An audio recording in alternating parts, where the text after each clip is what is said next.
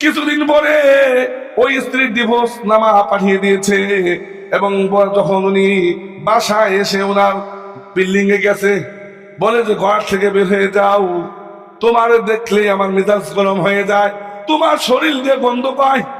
কিছুদিন আগে আমার কাছে একটা ঘটনা এসেছে।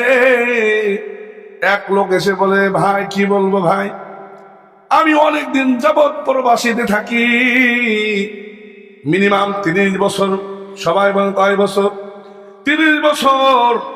আমি আমার ওয়াইফকে এত বিশ্বাস করি, এত বিশ্বাস করি, এত মহাব্বত করি, এত ভালোবাসি, এত মহাব্বত করে এত ভালোবাসি। প্রতি মাসে 5 থেকে 7 লাখ, 10 লাখ, 15 লাখ পর্যন্ত ইনকাম করি। আমি মাস শেষে তার অ্যাকাউন্টে টাকা পাঠিয়ে দেই। টাকা পাঠানোর পরে বলি, তোমার যা যা প্রয়োজন সব কিছু সেরে নাও।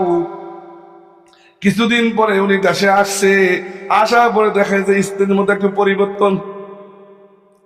দেখি কথা বলে সান সান করে, তুমি কেমন আছো বলে রাগ হয়ে যায়। উনি টের পাইছে ওই স্ত্রী অন্য একটা ছেলের সাথে সম্পর্ক জড়িয়ে পড়েছে।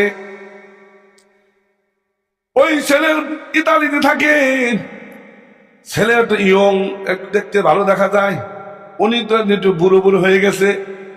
বলে যে এই সব মিনিমাম 15 থেকে 20 কোটি টাকার মালিক, 3-4টা বাড়ি করেছে, সবগুলো তার নামে লিখে দিছে, যে আমার 2টা মেয়ে আছে, ছেলে নাই, কোন সময় মরে যায়। মরে গেলেও মায়ের নামে থাকলে ছেলে সন্তান পাবে, কি বলেন ঠিক না? সেই ইচ্ছাই, সে আশায় সব সম্পত্তি তার নামে লিখে দিয়েছে।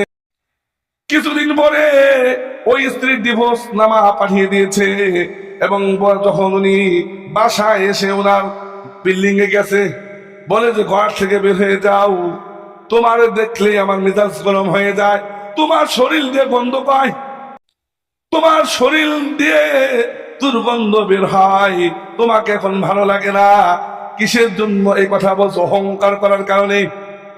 কারণ সব সম্পত্তি তার নামে লেখা, তার নামে জিরো, তার নামে আর কিছুই নাই। সে অসাহিত্যর অবস্থায় এসে কেঁদে কেঁদে বলে, হুজুর কাকে বিশ্বাস করব? মাকে বিশ্বাস করবো। মা